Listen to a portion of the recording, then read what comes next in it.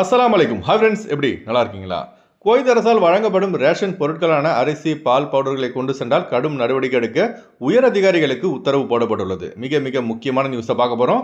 அடுத்து விமான பயணிகளுக்கு அடித்த ஜாக்பாட். விமான டிக்கெட்டுகள் குறைய வாய்ப்புள்ளது. விமான களத்தில் குதித்த 3 புதிய விமான நிறுவனங்கள். அடுத்து எக்ஸிட் பர்மிட் தொடர்பான ஒரு மிக முக்கிய தகவல். இப்படி பல முக்கியமான தகவல் இந்த வீடியோவில் இருக்குது. வீடியோ ஃபுல்லாக பாருங்கள். உங்கள் நண்பர்கள் அனைவருக்கும் கட்டாயமாக இந்த வீடியோ ஷேர் செய்யுங்க. இப்போ வாங்க குவைத்துடைய மிக முக்கியமான நியூஸை பார்ப்போம். விமான பயணிகளுக்கான ஒரு மகிழ்ச்சியான தகவல் தற்போது வெளியாகியுள்ளது. அதாவது இந்தியாவில் கூடுதலாக பார்த்தீங்கன்னா இண்டிகோ ஏர்லைன்ஸ், ஆகாஷ் ஏர்லைன்ஸ், ஏர் இந்தியா மற்றும் ஏர் இந்தியா எக்ஸ்பிரஸுக்கு போட்டியாக இப்போ 3 விமான நிறுவனங்கள் களத்தில் இறங்க உள்ளன. முதலாவது ஃப்ளை எக்ஸ்பிரஸ் விமான நிறுவனம், இரண்டாவது ஷங்க் ஏர் விமான நிறுவனம், மூன்றாவது கேரளாவின் அல் ஹிந்த் விமான நிறுவனம். இந்த 3 விமான நிறுவனங்களுக்கு இப்போ இந்தியாவின் விமான போக்குவரத்துறை அமைச்சர் ராம்மோகன் நாயுடு அவர்கள் ஒப்புதல் அளித்துள்ளார். இதனால் வரும் காலங்களில் விமான டிக்கெட்டுகள் கணிசமாக குறைய வாய்ப்புள்ளதாகவே தெரிகிறது. முன்பெல்லாம் ஃப்ளைட்டில் போனால் சீட் நல்லா இருக்கும், டைமுக்கு சாப்பாடு டீன்னு கொடுப்பாங்க. ஆனால் இப்போ சீட் செலெக்ஷனுக்கு பணம், டீக்கு பணம், சாப்பாடுக்கு பணம், தண்ணீருக்கு மட்டும்தான் ஒரு கிளாஸ் ஃப்ரீயாக கொடுப்பாங்க. இன்னும் கொஞ்சம் நாள் போனால் தண்ணீருக்கும் காசு கேட்பாங்க போல். எல்லாமே வியாபாரம் ஆயிடுச்சுங்க. ஒரு சில விமான நிறுவனங்கள் மட்டும்தான் சர்வீஸை நல்லா கொடுக்குறாங்க. இந்த வீடியோ பார்க்குற நீங்கள் எந்த ஃப்ளைட்டில் போனால் ஃப்ளைட் எக்ஸ்பீரியன்ஸ் நல்லாயிருக்கும், அதுபோல் உங்களுக்கு பிடித்த விமான நிறுவன பெயரை கமெண்ட் பாக்ஸில் பதிவு செய்யுங்க. அடுத்து ஒரு மிக முக்கியமான தகவல். குவைத் நாட்டின் பொது நிதியை பாதுகாக்கும் ஒரு பகுதியாக குவைத் அரசால் வழங்கப்படும் மானிய விலை ரேஷன் பொருட்களான அரிசி, சர்க்கரை, பால் பவுடர், அதர்ஸ் இவைகளை கடத்தும் நபர்களுக்கு எதிராக கடும் நடவடிக்கை எடுக்கப்படும் என உணவு பாதுகாப்பு அமைச்சகம் எச்சரித்துள்ளது. அதாவது விமானம் வழியாகவோ, கடல் வழியாகவோ, சாலை வழியாகவோ ரேஷன் பொருட்கள் கடத்தினால் அவர்கள் மீது கடும் நடவடிக்கை எடுக்கப்படும் என தகவல் தற்போது வெளியாகியுள்ளது.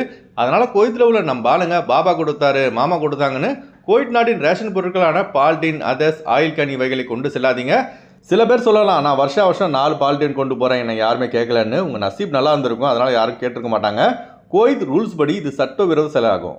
எந்த அளவுக்கு சிலர் குவைத்துடைய பால் கடத்துறாங்கன்னா, ஸ்ரீலங்காவில் உள்ள கடையில் குவைத்துடைய பால்டின் விற்கப்படுகிறது. அப்போ எந்த அளவுக்கு கடத்தல் நடந்திருக்கும் பாருங்க. குவைத் அரசால் வழங்கப்படும் ரேஷன் பொருட்கள் குவைத்திற்கு வெளியே கொண்டு செல்வதற்கு தடை உள்ளது. குவைத் மட்டும் இந்த ரூல்ஸ் போட இல்லைங்க. நம்ம இந்தியா, ஸ்ரீலங்காவில் அரசால் வழங்கப்படும் ரேஷன் பொருட்களும் வெளிநாடுகளுக்கு கொண்டு செல்லக்கூடாது.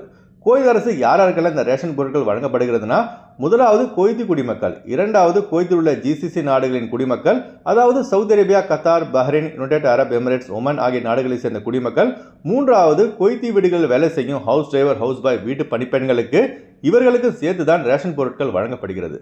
நான்காவது பது குவைத்திகள், ஐந்தாவது குறிப்பிட்ட அரசாங்க முடிவுகளின் கீழ் நியமிக்கப்பட்ட பயனாளிகள். இந்த 5 கேட்டகரியில் உள்ளவர்களுக்கு மட்டும்தான் குவைத்தின் ரேஷன் பொருட்கள் வழங்கப்படுகிறது. அதாவது குவைத்திற்குள் இருந்தால் மட்டுமே, குவைத்திற்கு வெளியே எடுத்து செல்லக்கூடாது, அது மம்னு. அடுத்து நம்ம சப்ஸ்கிரைபர் ஒரு டவுட் கேட்டிருந்தாரு. ப்ரோ, நான் ஷூன் விசாவில் வேலை செய்கிறேன், இப்போ கேன்சல் பண்ணிவிட்டு ஊருக்கு போகிறேன், இந்த சுச்சுவேஷனில் நானும் எக்ஸிட் பர்மிட் எடுக்கணுமான்னு கேட்டிருக்காரு. கேன்சலில் போகிறவங்களுக்கு எக்ஸிட் பர்மிட் மாஏபி தேவை கிடையாதுங்க.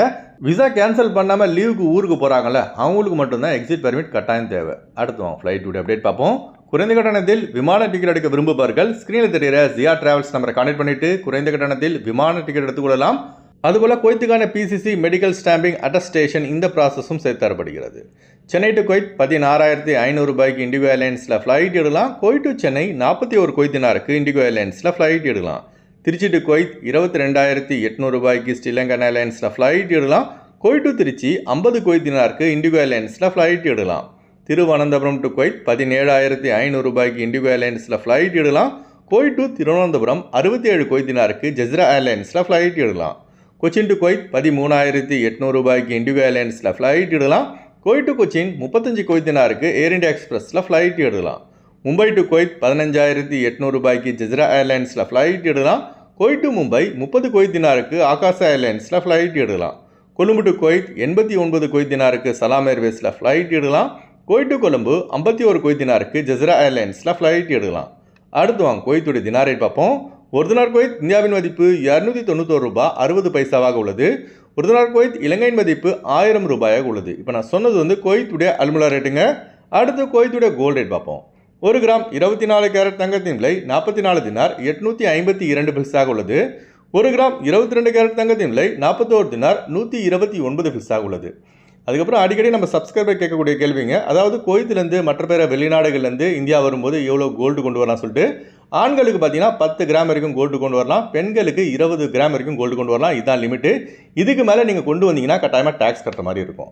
ஓகே ஃப்ரெண்ட்ஸ், இந்த வீடியோ ஷேர் செய்யுங்க. இந்த வீடியோ சம்மந்தமாக நீங்கள் என்ன நினைக்கிறீங்க என்பதை மறக்காம கமெண்ட்ஸில் பதிவு செய்யுங்க. எப்போதும் இணைந்திருப்போம். உங்களின் ஒருவன் ஜியாவுதீன். அஸ்ஸலாமு அலைக்கும்.